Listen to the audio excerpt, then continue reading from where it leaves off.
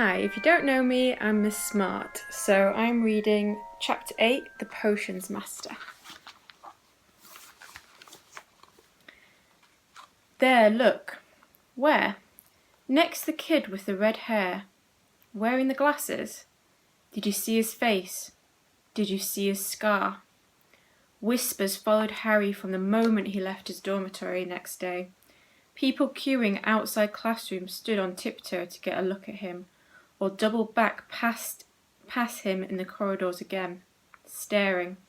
Harry wished they wouldn't because he was trying to concentrate on finding his way to classes. There were 142 staircases at Hogwarts, wide, sweeping ones, narrow, rickety ones, some that led somewhere different on a Friday, some with a vanishing step halfway up that you had to remember to jump. Then there were doors that wouldn't open unless you asked politely, or tickled them in exactly the right place, and doors that weren't really doors at all, but solid walls just pretending. It was also very hard to remember where anything was, because it all seemed to move around a lot. The people in portraits kept going to visit each other, and Harry was sure the coats of armour could walk. The ghosts didn't help either. It was always a nasty shock when one of them glided suddenly through a door you were trying to open. Nearly Headless Nick was always happy to point new Gryffindors in the right direction, but Peeves the Poltergeist was worth 2 locked doors and a trick staircase if you met him when you were late for class. He would drop waste paper baskets on your head, pull rugs from under your feet, pelt you with bits of chalk, or sneak up behind you, invisible, grab your nose and screech, "Got your conch!" Even worse than Peeves, if that was possible, was the caretaker, Argus Filch. Harry and Ron managed to get on the wrong side of him on the very first morning. Filch found them trying to force their way through a door which unluckily turned out to be the entrance to the out-of-bounds corridor on the 3rd floor. He wouldn't believe they were lost, was sure they were trying to break into it on purpose, and was threatening to lock them in the dungeons when they were rescued by Professor Quirrell, who was passing. Filch owned a cat called Mrs. Norris, a scrawny, dust-coloured creature with bulging lamp-like eyes just like Filch's. She patrolled the corridors alone, breaking a rule in front of her, put just one toe out of line, and she'd whisk off for Filch, who'd appear wheezing 2 seconds later.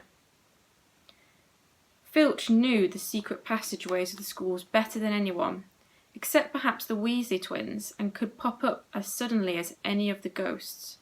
The students all hated him, and it was the dearest ambition of many to give Mrs. Norris a good kick. And then once you managed to find them, there were the lessons themselves. There was a lot more to magic, as Harry quickly found out, than waving your wand and saying a few funny words. They had to study the night sky through their telescopes every Wednesday at midnight, and learn the names of different stars and movements of the planets.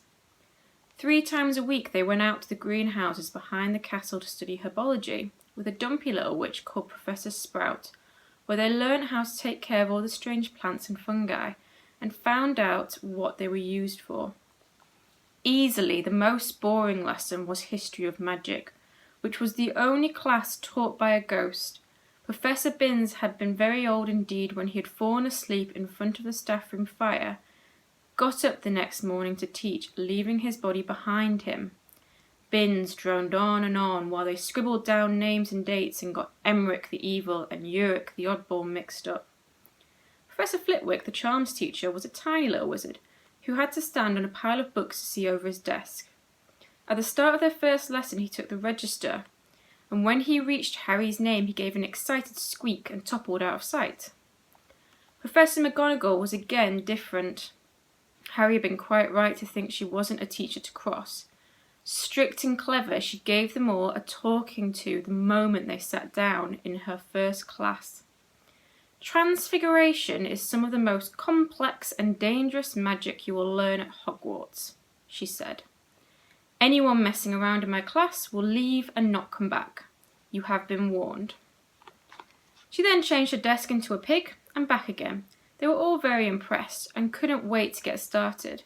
but soon realised they weren't going to be changing the furniture into animals for a long time. After making a lot of complicated notes, they were each given a match and started trying to turn it into a needle. By the end of the lesson, only Hermione Granger had made any difference to her match. Professor McGonagall showed the class how it had gone all silver and pointy and gave Hermione a rare smile. The class everyone had really been looking forward to was Defense Against the Dark Arts, but Quirrell's lessons turned out to be a bit of a joke. His classroom smelled strongly of garlic, which everyone said was to ward off a vampire he'd met in Romania, and was afraid would be coming back to him one of these days. His turban, he told them, had been given to him by an African prince as a thank you for getting rid of a troublesome zombie. But they weren't sure they believed the story. For one thing, when Seamus Finnegan asked eagerly to hear how Quirrell had fought off the zombie, Quirrell went pink and started talking about the weather. For another, they had noticed a funny smell hung around the turban, and the Weasley twins insisted that it was stuffed full of garlic as well, so that Quirrell was protected wherever he went. Harry was very relieved to find out that he wasn't miles behind everyone else. Lots of people had come from Muggle families, and like him, hadn't had any idea that they were witches or wizards. There was so much to learn that even people like Ron didn't have much of a head start. Friday was an important day for Harry and Ron. They finally managed to find their way down to the Great Hall for breakfast without getting lost. "What have we got today?" Harry asked Ron as he poured sugar on his porridge. "Double potions with the Slytherins," said Ron. "Snape's head of Slytherin house. They say he always favours them. We'll be able to see if that's true." "Wish McGonagall favoured us," said Harry. Professor McGonagall was head of Gryffindor house, but it hadn't stopped her giving them a huge pile of homework the day before. Just then the post arrived. Harry had got used to this by now, but it had given him a bit of a shock on the first morning when about 100 owls had suddenly screamed into the Great Hall during breakfast, circling the tables until they saw their owners dropping letters and packages on their laps. Hedwig hadn't brought Harry anything so far. She sometimes flew in to nibble his ear and have a bit of toast before going off to sleep in the owlery with the other school owls. This morning, however, she fluttered down between the marmalade and the sugar bowl and dropped a note on Harry's plate. Harry tore it open at once. "Dear Harry," it said in a very untidy scrawl, "I know you get Friday afternoons off, so would you like to come and have a cup of tea with me around 3? I want to hear all about your first week. Send us an answer back with Hedwig. Hagrid." Harry borrowed Ron's quill, scribbled, "Yes please, see you later," on the back of the note and sent Hedwig off. It was lucky that Harry had tea with Hagrid to look forward to, because the potions lesson turned out to be the worst thing that happened to him so far.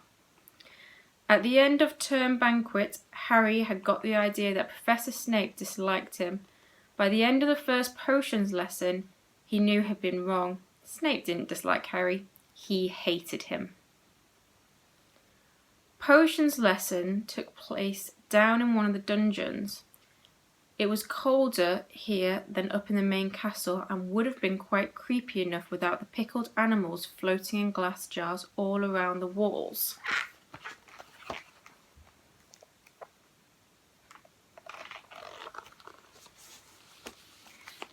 Snape, like Flitwick, started the class by taking the register, and like Flitwick, he paused at Harry's name. "Ah, yes," he said softly. "Harry Potter, our new celebrity." Draco Malfoy and his friends Crabbe and Goyle sniggered behind their hands. Snape finished calling the names and looked up at the class. His eyes were black like Hagrid's, but they had none of Hagrid's warmth. They were cold and empty and made you think of dark tunnels. "You are here to learn the subtle science and exact art of potion making," he began. He spoke in barely more than a whisper, but they caught every word. Like Professor McGonagall, Snape had the gift of keeping a class silent without effort. "As there is little foolish wand waving here, Many of you will hardly believe this is magic.